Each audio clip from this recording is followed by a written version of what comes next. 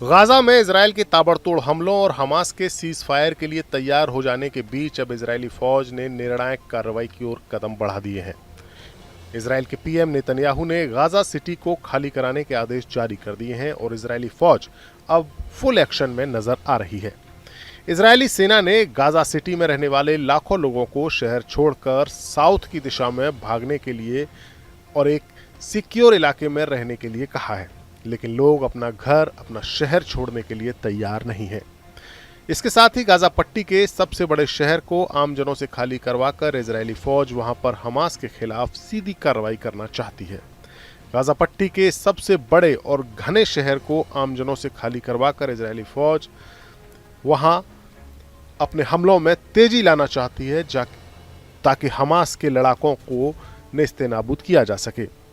यही वो इलाका है जिस पर 23 महीने की इस जंग में इजरायली फौज पूरी तरह से कब्जा नहीं कर पाई है। इन हमलों के बीच इजरायल की फौज ने गाजा सिटी में दाखिल होना शुरू भी कर दिया है, जिससे लगातार हमास पर दबाव बन रहा है। हालांकि एक सच्चाई ये भी है कि गाजा सिटी में घुसने के लिए इजरायली फौज हर दिन दर्जनों आम लोगों की जान ले रही है। इन सब के बीच हमास का बयान आया है और संगठन का कहना है कि वो इस जंग को रोकने के लिए समझौता करने को तैयार है।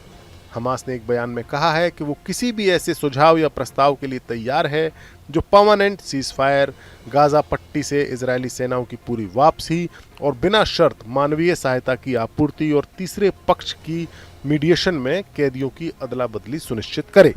ये बयान उस रिपोर्ट के बाद आया है जिसमें कहा गया है कि हमास ने बातचीत के लिए एक डेलीगेशन काहिरा भेजा है। माना जा रहा है कि ये कदम बातचीत को आगे बढ़ाने के लिए की जा रही कोशिशों का हिस्सा है।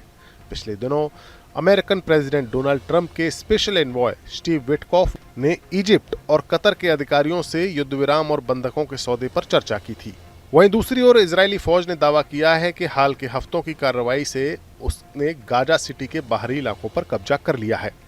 बस शहर का सघन आबादी वाला मध्य भाग ही कंट्रोल से बाहर है।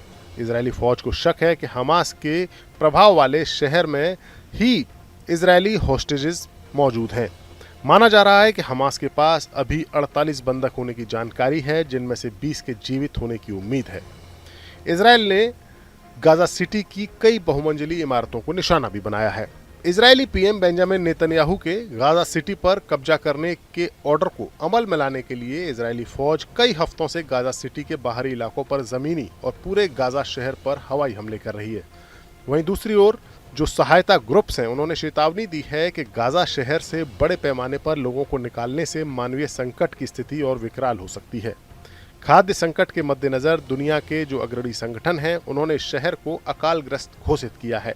अधिकांश परिवार लगभग 2 साल से चल रही इजरायल हमास वॉर के कारण कई बार विस्थापित हो चुके हैं और उनका कहना है कि उनके पास अब अपना घर छोड़कर जाने के लिए कोई स्थान बचा ही नहीं है, क्योंकि इजरायली फौज बार बार उन कैंप्स पर भी बमबारी कर रही है जिन्हें मानवीय इलाका घोषित किया गया था। Bureau report, news nation.